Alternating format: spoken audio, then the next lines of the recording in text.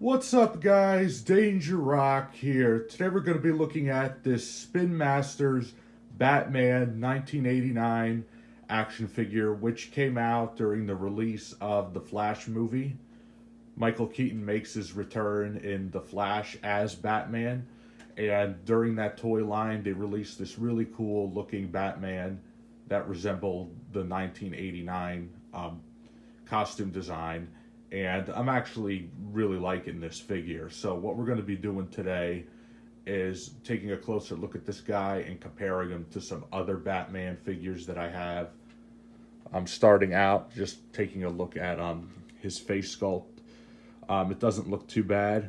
I actually think this one captures the look of 1989 Batman really well. I really like the black paint and everything that they used. I really like the bat symbol right here. That's actually my favorite part about this is the bat symbol. Reminds me of those old Batman figures. As you can see, he's got his utility belt right here, all in black. And he has a cloth cape, which what I really like about it is, even though I'm not really a big fan of cloth capes, is that you could kind of see through it a little bit. So I actually really like that aspect of this figure a lot. And when I first picked this guy up, I thought, is that one of those Titan Hero series figures? Which actually it's not. It's actually the Spinmasters, which I think they got some really good articulation. So for Batman, you can move his head back and forth.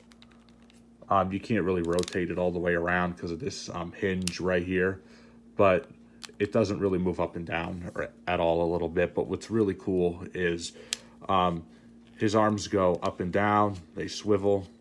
He's got an elbow joint right here. He's got elbow articulation and wrist articulation, which is actually really nice. His legs can kick outward that far. They can kick far back a little bit, which I actually really like. It actually goes out pretty far.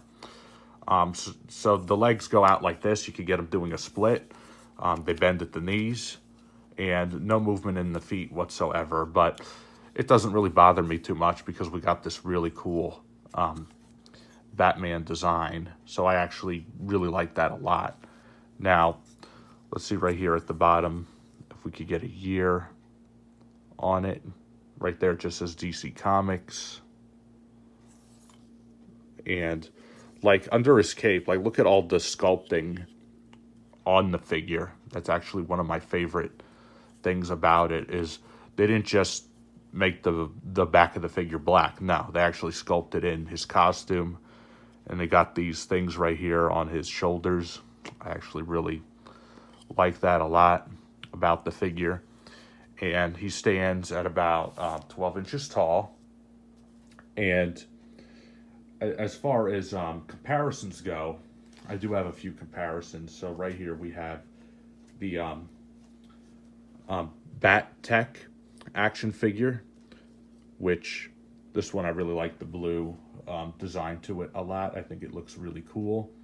And the face sculpts are completely different, like they should be, because this one is Michael Keaton Batman. This one I guess you could say is more of like a cartoon Batman. Like I don't remember this costume in any one of the cartoons or the comics, so it was clearly made for merchandising purposes.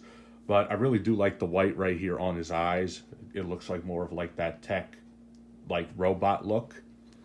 And if we turn him around, he actually does have a cloth cape, and I'm not really a fan of this. It's actually smaller than what we get on the Keaton Batman right here, and it's not see-through like this one is. It's kind of a little bit hard to tell on camera, but taking a look at these two guys next to each other, I guess they do scale in pretty well with each other.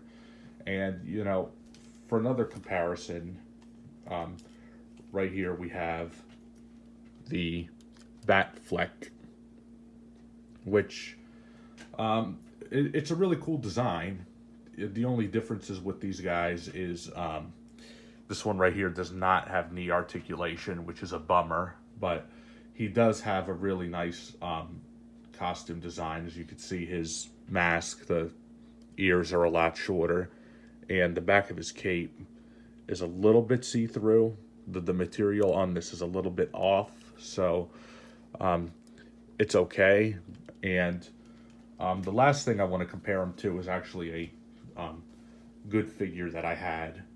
Right here we have the Spinmasters Superman, which this is actually DC Comics Superman, obviously, but I actually really like the look of it. He's got all the same articulation as this Batman right here, and even though his cape is a little bit all wrinkled up there, he's got the S on the back of his cape, and I feel like these guys all kind of scale in well with each other. They look more of like those 12-inch action figures that you could buy at Target.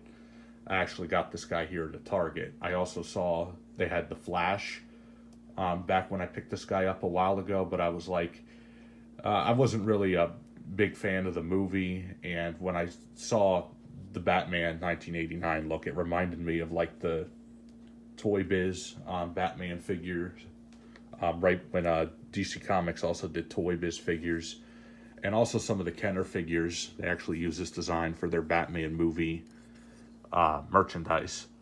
But when I saw this figure, I was like, I definitely got to get him because he looks like he's well articulated. He's got really great detail. And I really like this one a lot. Like, if I had to recommend you guys getting one Batman figure, I know that there's a lot better ones out there from DC Universe Classics and McFarlane Toys. But if you want a 1989 Batman and you want one that's a decent size, that also has articulation, I would recommend going with this one because he's got really nice paint, he's got really nice sculpt and everything, and he's definitely worth picking up. So I would definitely pick this guy up if you haven't already. He will not disappoint you. Whether you just have him on a shelf or you just have him as part of your Batman display, I would totally recommend him.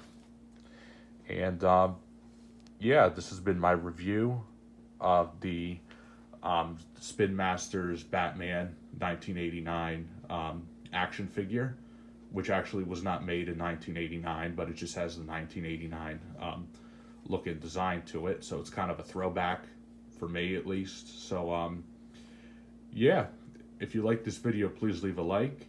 Please subscribe to my YouTube channel.